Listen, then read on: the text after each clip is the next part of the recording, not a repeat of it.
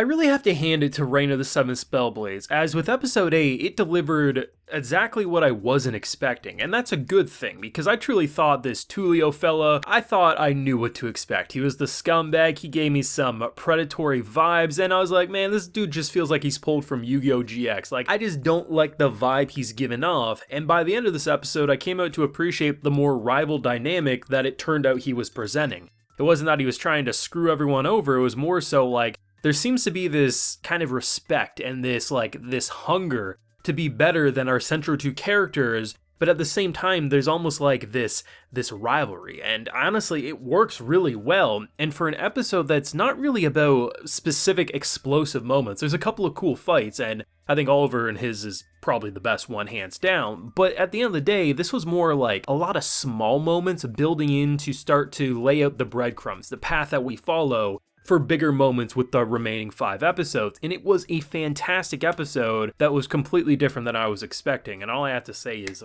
bravo for managing just that. Now, I do have a full live reaction to episode 8 of Reign of the Seven Spellblades available on my Patreon, so if you would like to see that, it is over there if you're interested. We got quite a bit to discuss. I mean, first things first, I do want to hand it to the final fight that we see between our boys, because honestly, I'm a fan of fighting dirty. I think, the idea of the honor code and following the rules, like if you're in a world where you're actually cutting fools down, bring out the brass knuckles, kick him in the groin, like just play dirty. And honestly, as someone who prior to this fight starting, I was not a fan of Tullio. I was like, I don't like him, he gives me bad vibes. If he was to get cut down and die here, I'm not gonna shed a tear. But when I saw how he was fighting, I was like, you know what, even if I don't like him, I have to appreciate that he's fighting dirty, and I wish more characters would. That's just me, maybe people disagree, but honestly, it was probably the start of me appreciating, because by the end when he does lose, and honestly, respect to our boy for saying in 8 moves you're going to be done, and in 8 moves it was, I counted it, I was like, yep, they actually animated it to be exactly 8, and the fact that he gives him the coin up, or the medal, whatever it is that they're collecting with the whole competition here, the fact that it actually came out as rivals rather than scumbag is something I really wasn't expecting, because his character design, his energy, and just the way he was talking so much shit, like especially towards Pete and everyone, like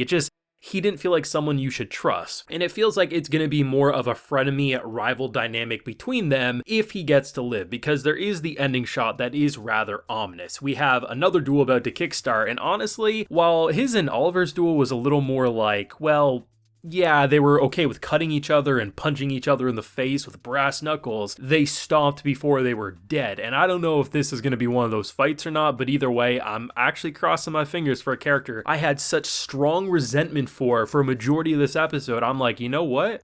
I gotta see more of this character, and honestly, I have to respect that. But like I said, there is a lot of smaller moments that I quite enjoy. Like, I like the fact that with Pete, with last week's episode, we know now with the whole Rivalry thing, the idea of like lightning magic and stuff, Pete's gonna be able to use a lot better now. And the idea that Pete is hustling to be better, and characters like Tullio are pissing him off. And honestly, I respect the fact that Pete, despite getting ass tossed to the ground within a second, is trying to learn, and you get some cute moments with the cast, but most importantly, I like the fact that we have the mystery of our girl Nanano, who, there's so much about this. So she has a secret hidden spellblade, right? The 7 Spellblades, something that shouldn't exist. We know our boy Oliver has one because it comes from his mother, and seemingly we can assume the teachers are the ones with the other Spellblades. So the idea that she has this hidden one, and the fact that, the mother's broom wanted her, like, there's a lot of uncertainty. Are they going the route that the mother's spirit is secretly within her, or is it just going to be something like a magical connection of some sort? We don't really know, but they're asking the questions and they're getting our mind racing. And honestly,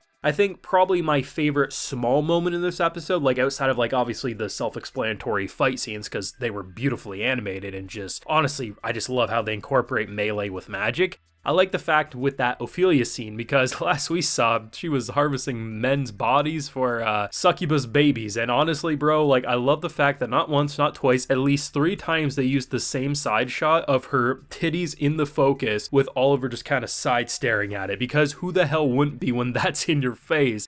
But bro, like, honestly, I wasn't really expecting much other than just reminding us that this, I don't know, like 4th year student or something is just chilling, doing some crazy shit. And apparently she comes up for pumpkin pie.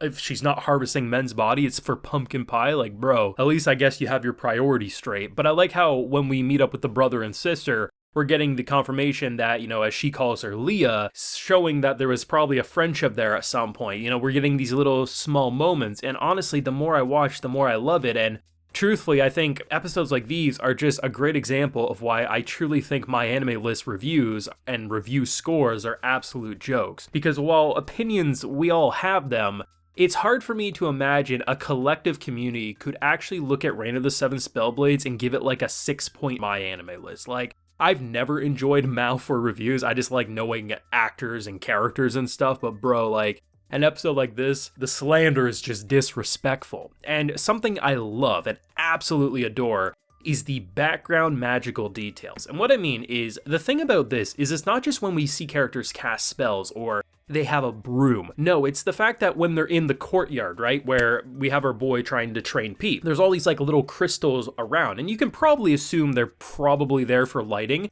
And even if they're there for a specific magical purpose, it doesn't really matter, right? You're seeing it. And then when he's talking with his siblings, right, you see instead of candles, they have the crystals kind of like all surrounding, like in these like holes in like the walls, and it acts as candlelight. The fact that they don't really go to their way to explicitly point it out, but if you really pay attention, this feels like a magic academy, not because of wizards and warlocks and witches casting spells, but because the overall functions and the way things operate in this, whether it's them moving tables around and all this fun little small details, blink and you might miss it, makes it feel like a magical living and breathing environment. And that's why I really think both from character and world building to what they do with the production, like they popped off with the animation here, but it feels like such a great anime.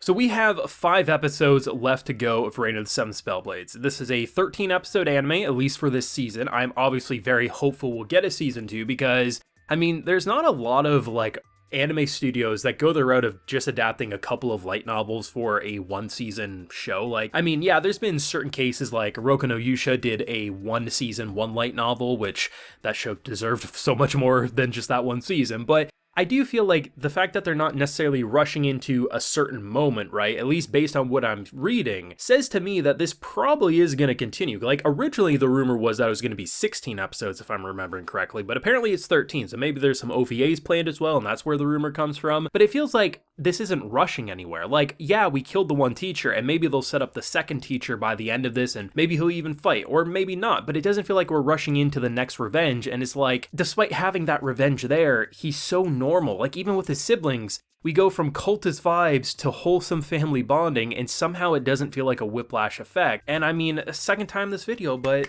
bravo, Reign of the Seven Spellblades. You somehow are nailing it week after week, and even episodes that aren't necessarily explosive 9 out of 10 times, my eyes are still glued to the screen wanting the next batch of episodes. But let me know what you thought of this episode, because I thought it was rather great and not what I was expecting. Maybe people just immediately thought Tullio was going to be more of a rival or something, but that's not what I was expecting, so let me know what you're feeling down below. Leave a like if you enjoyed, subscribe if you're new around here. Of course, ring that bell so you can get notified when I upload more videos to the channel, and like I mentioned, we do have a full live reaction on my Patreon, and while you're there, you also get a video shout out. So today we have Rachel McPhee, Sphinx, Sarnik, Ranga Rage, Taco Tuesday, Ray Quigs, and Void. So I appreciate the support, everyone. Please take care and have a good one.